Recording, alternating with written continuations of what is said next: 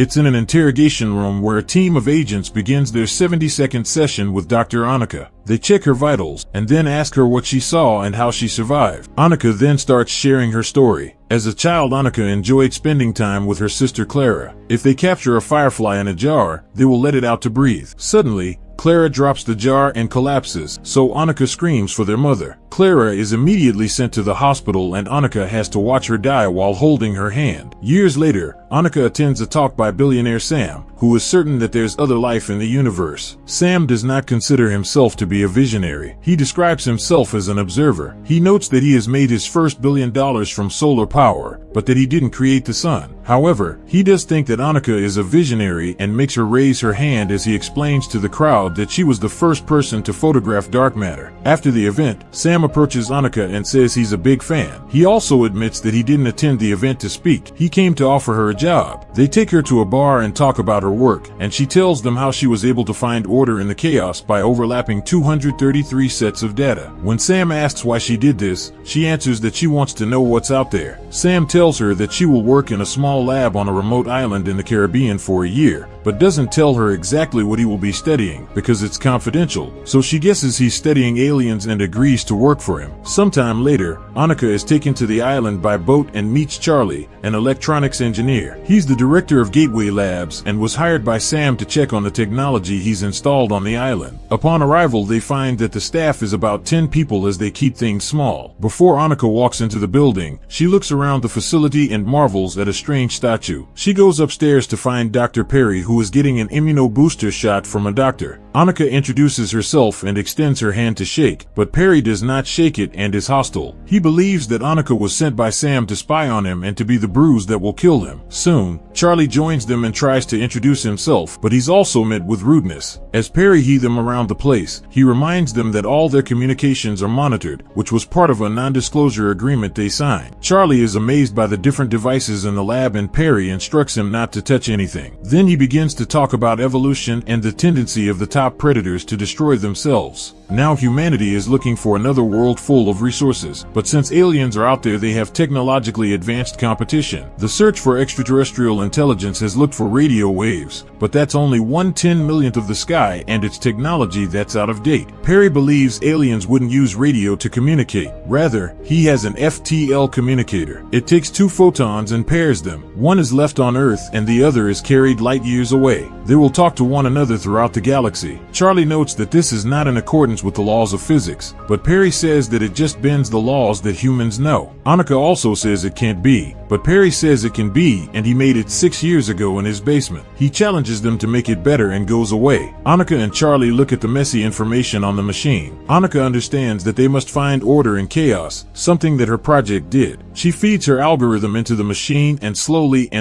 the data is sorted until they realize that they are receiving a real signal from aliens. The pair scurries outside to speak with Perry, who was already aware that they had a signal and just needed Annika's math to verify it. Unfortunately, it hasn't been able to replicate the quantum signatures, so it can't communicate with the aliens yet, but Perry has done it in his lab in the past, so he's been brought here to use his own experiment in this machine. Later, Perry checks on his daughter Lucy, who is playing with some ants on a tree. He asks her how they study ants to solve traffic problems, and asks her about her school, but the girl doesn't speak much. Perry walks away without saying a word. In the lab, Annika double-checks that the signal is real and begins to think about Clara. While they were camping, they thought they heard monsters. Clara didn't believe in them and wanted to get out of the tent, but Annika stopped her because she didn't want to lose her. In the evening, Charlie wants to turn on the transmitter, but Annika thinks it isn't safe to do so yet. She asks Charlie what aliens can do, and he tells her he was involved in the development of a bionic eye that would transmit microelectrodes from the eye to the brain to aid the blind in seeing. It has been updated many times over the years and will provide a better view than a healthy human eye in the 5th version. Charlie thinks that man will get better on one body part at a time until they can somehow make a way to just put their minds in a sturdy container, such as a chip. That's the end game he calls for Homo sapiens. However, Annika doesn't like it and points out that painful experiences make people who they are, so they shouldn't get rid of them. She also has the experience of some of Charlie's patients deciding to get rid of the bionic eye, so people can be proud of their flaws. The agents asked why Annika didn't leave when she knew that Perry was a threat. Annika explained she wanted to help because it wasn't a good idea to leave first contact with aliens to a crazy man. Her story goes on as Perry checks up on Lucy again. He only looks at the test results, and even before he leaves, he doesn't even talk to her.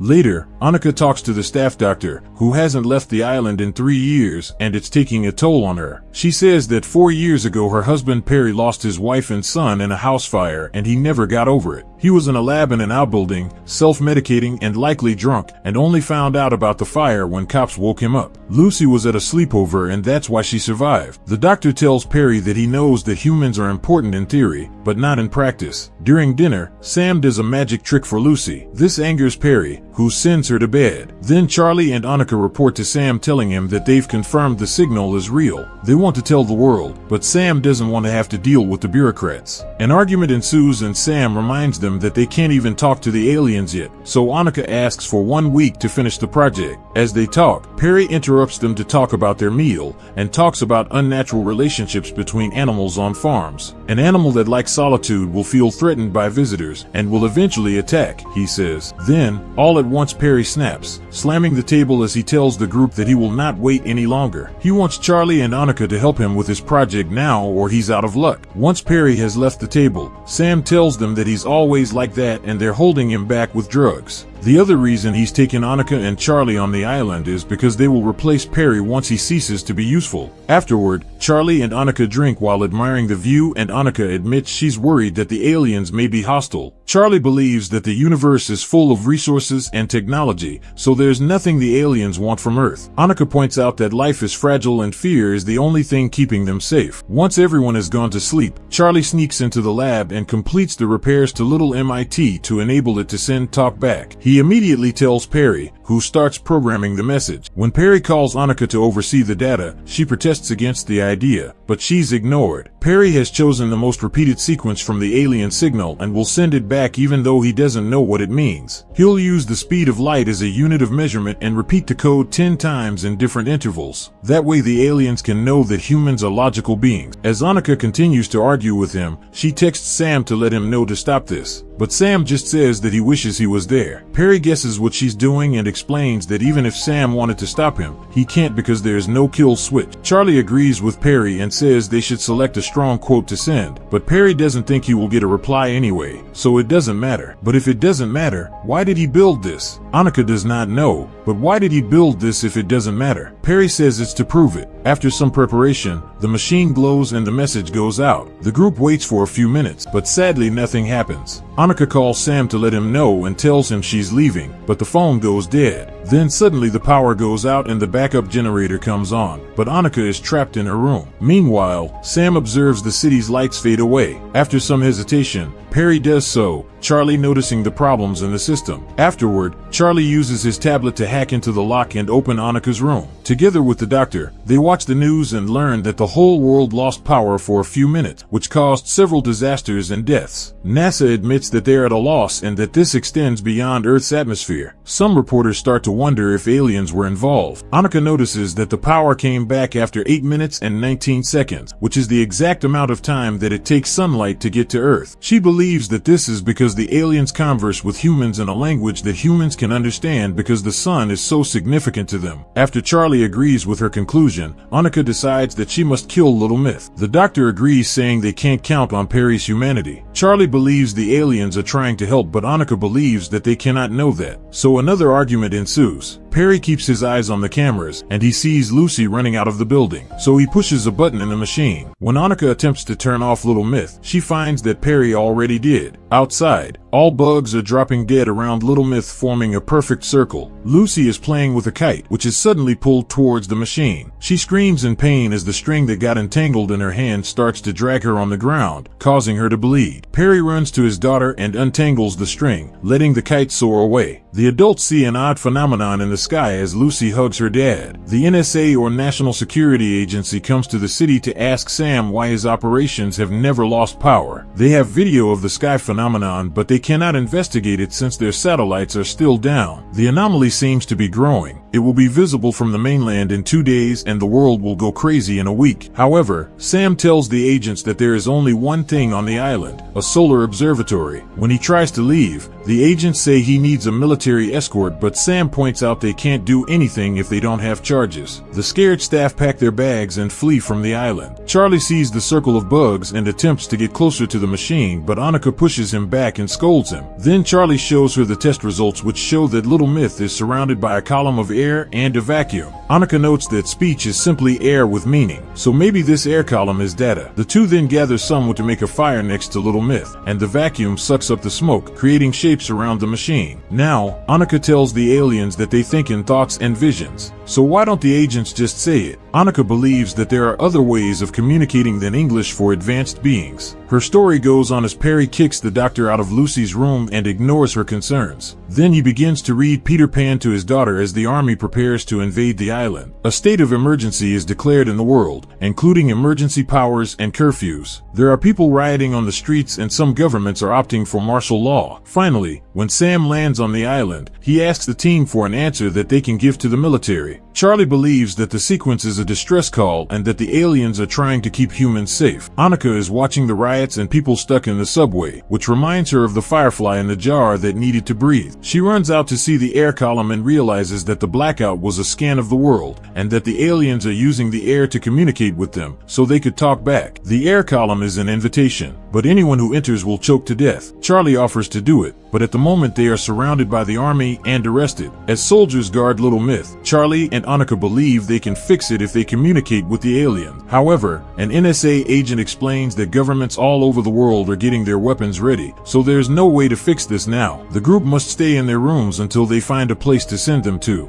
Using the intercoms, Annika and Charlie talk about the situation. Annika is too afraid, so Charlie tells her that she should not let fear get in the way and that she is a scientist to help people. This makes her think of Clara's death, causing her to cry. She couldn't help Clara, but she can do something now. Annika then lies to the NSA agent, claiming that Perry is still operating a signal and that it is causing the anomaly to expand. He falls for it and wants to send a soldier to shut it down, but Annika says that only a scientist can understand the controls. The agent agrees to give her 5 minutes with Little Myth. Annika is outside in a tent, using a laptop and pretending to use it. Then Charlie starts pounding on his glass doors and yells to distract the guards. Annika takes the opportunity to run towards Little Myth and enters the air column, only to be shot by a soldier and collapse. A few seconds later, Annika wakes up and feels just fine and doesn't see anyone outside the air column. She begins thinking about questions and breathes, so the aliens confirm that they're inside her head by making her see a vision of Clara. The aliens tell the girl that they are not biological or machines, using her voice. Their physics itself. They don't create or destroy. They learn and reorganize. Charlie's theory proved to be correct. The message was an SOS. So, these aliens arrived on Earth to safeguard humanity against other threats in the universe. Since Earth has revealed itself, it's now in danger. Other alien races are predators, but this one only protects. As Annika sees various visions of the universe, the aliens tell her that one day humanity can evolve this way. Outside the air column, the agent stops the soldiers from stepping in. Annika is given the Clara illusion, which opens up a jar containing dozens of fireflies. As she finally lets go of her grief, she wakes up in the real world. Suddenly, the mysterious cloud starts growing at terrifying speed and covers the entire planet. In the present,